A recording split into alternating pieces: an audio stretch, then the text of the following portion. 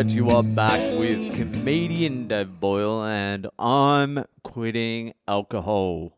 So we're back with the Saturday series, The Process. This is part number 5 of a never-ending series.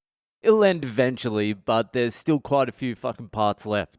So where I left you last time in number 4 of The Process was I was facing the truth, my personality disintegrated after a few bad acid trips, and it was time for the rebuild. So this is the rebuild. Go back and listen to the other parts of the process if you want to get a full picture. So the rebuild, after my personality disintegrated, I ended up virtually homeless. I was living on a trundle behind the couch in a 1-bedroom dump in King's Cross with my brother who has schizophrenia. So I was pretty much rock bottom at the point. So I was beginning again at zero, and that's the way I thought about it in my head. I was like, all right, what do I need to do to rebuild myself? The first thing was, I was like, I'm going to stop drinking for 6 weeks. I had no concept at the time of what sort of like problem I was in.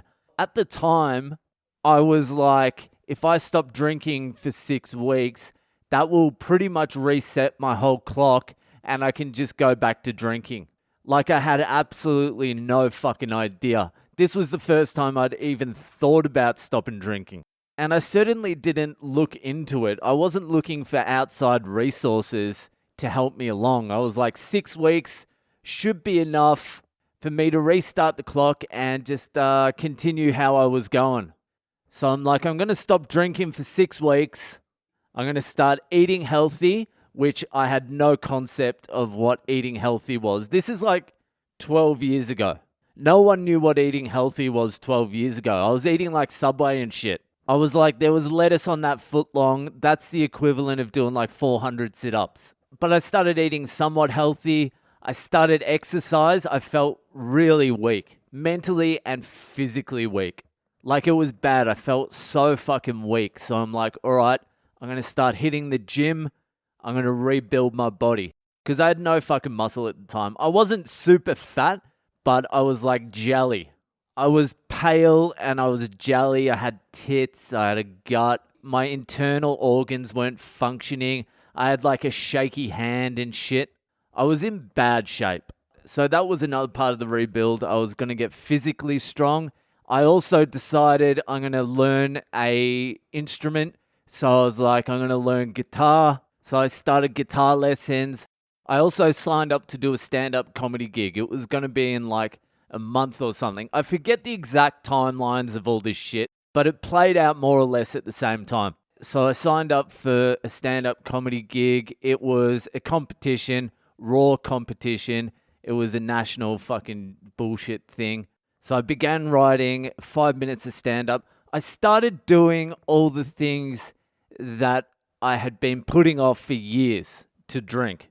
Like I started trying to do all the things that I already thought I was, but wasn't, if you understand what I mean. In my heart, I felt like I could play the guitar. Whenever I went to a party or something, I'd pick up a guitar and I'd remember, fuck, I can't play it. And I always thought I was strong, but I wasn't. And I thought I could do stand-up comedy, but I'd never really tried. I did a gig when I was like 19. I did one gig and then never did it again. So I thought I was a stand-up comedian. You know what I mean? Like the rebuild was like trying to fill those holes. So those things were important to the rebuild. But the most important thing for me was I decided consciously, that I wanted to fall in love. When my ego personality was collapsing, I had got a glimpse into all the relationships I'd had in the past and how shut off I was, how I'd never been in love. I'd never even been close to in love, to be honest with you. Not even slightly. And I had seen that was because of me, because I was completely shut off. So I decided I'm ready to fall in love at rock bottom. That's a good time to want to fall in love. It's a hard time because there's not too many takers, but it's a good time. So I took that very seriously. I'm like, I want to fall in love. I'm going to fall in love. I started praying every single night. I prayed to God to fall in love. I'm not even joking. That is not a joke. I prayed to God every single night. Whether you believe in prayer or not, prayer could be useless, completely useless, but it also doesn't hurt. It's not costing you anything. So I don't mind having to fucking pray here and there or every day. So I prayed every night to fall in love. It was something like this. God, I'm ready to fall in love now. I had never been ready before now, but if you help me fall in love, I promise to you I will not fuck it up, but I'm ready to be in love now. Can you send me someone? Something like that. It was different variations of that, but I prayed every single fucking night on that trundle behind that couch to fall in love. I felt like that was a big missing piece for me. So this is all going pretty well. I'm not drinking, I'm exercising, I'm eating all right. I'm doing fucking guitar lessons. I suck at that. I've got my comedy gig coming up. Everything is progressing kind of pretty good, actually. I remember being shocked at the time how quickly, mentally and physically, I turned things around. Like within a month, I was starting to feel fucking positive.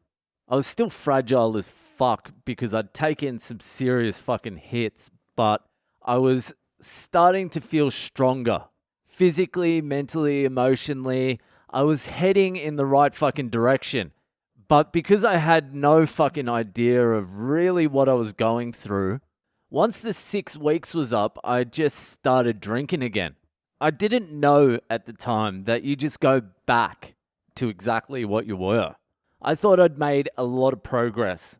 So I started drinking again and I began falling back into bad habits almost immediately. So I guess that will be the next part of the process, falling back into bad habits. So that'll be it for tonight. Enjoy the rest of your weekend and I'll see ya the fuck later.